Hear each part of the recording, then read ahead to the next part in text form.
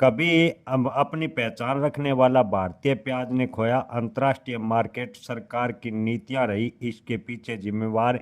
इसके अलावा बात करेंगे आने वाले दिनों में प्याज के भाव में कितनी तेजी के आसार हैं। किसान भाइयों, इन दिनों देश भर की मंडियों में प्याज के बेहद ही खस्ता हालत है। किसानों को प्याज की लागत तो दूर की बात, मंडी में पहुंचाने का खर्चा मिलना मुश्किल हो रहा है।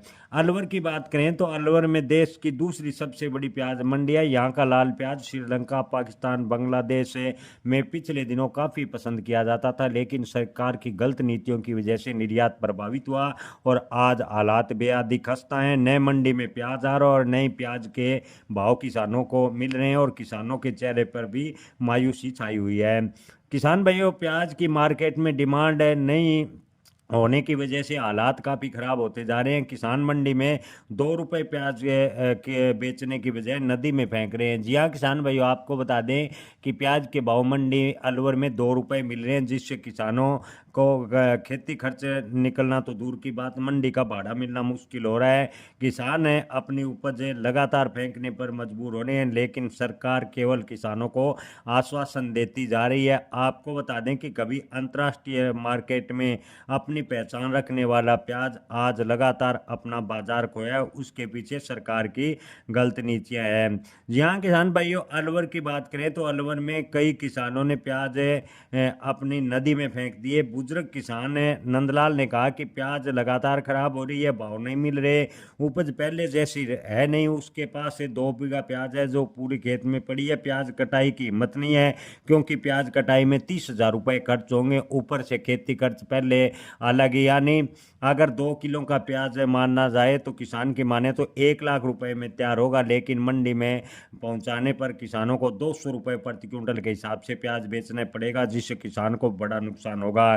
किसान भाइयों, अलवर मंडी में इन दिनों प्याज के भाव 2 से 5 रुपये प्रति किलो चल रहे हैं। आपको बता दें कि अलवर का प्याज कभी अपनी दुनिया में पहचान रखता था। जी हाँ दोस्तों, दुनिया का पहला ग्लोबल फूड प्याज सिल्क रूट से निर्यात किया जाता था। आपको बता दें कि पुराने समय में चीन से निकलकर भारत और अरब मुल्कों से होता हुआ एक कारोबारी रास्ता यूरोप तक जाता था, इसे सिल्क के रूट कहते थे।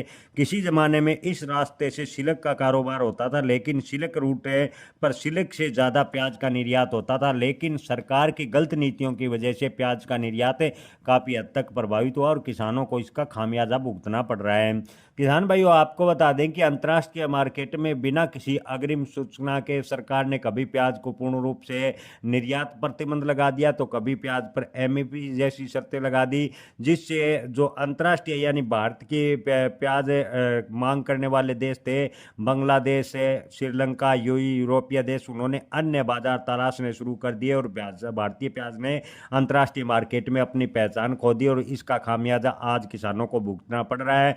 किसान आज औने पौने दाम पर अपनी फसल बेचने या फेंकने तक मजबूर है, लेकिन जब सरकार से किसान मांग करते हैं तो सरकार केवल प्याज किसानों को आश्वासन देती है। सरकार का कहना है कि प्याज को लेकर सरकार जल्द ही कोई स्पष्ट पॉलिसी बनाएगी, लेकिन सरकार जब तक पॉलिसी बनाएगी तब तक किसान बर्बाद हो चुका होगा। किसान भाई, ओवरऑल स्थिति को देखें तो इन दिनों बांग्लादेश को भी प्याज का निर्यात काफ़ी प्रभावित है, यूरोपीय देशों में भी प्याज का निर्यात प्रभावित है। ओवरऑल स्थिति के देखें तो प्याज के भाव में वर्तमान की स्थिति को देखते हुए तेजी की उम्मीद बेहद ही कम नजर आ रही है। आने वाले दिनों में प्याज के भाव की बात करें तो प्याज के भाव में अगर डिमांड बढ़ती है तो थोड़ी स्थिरता देखने को मिल सकती है। यहाँ से प्याज के भाव तेज होंगे, इसकी संभावनाएं बेहद ही कम नजर आ रही है।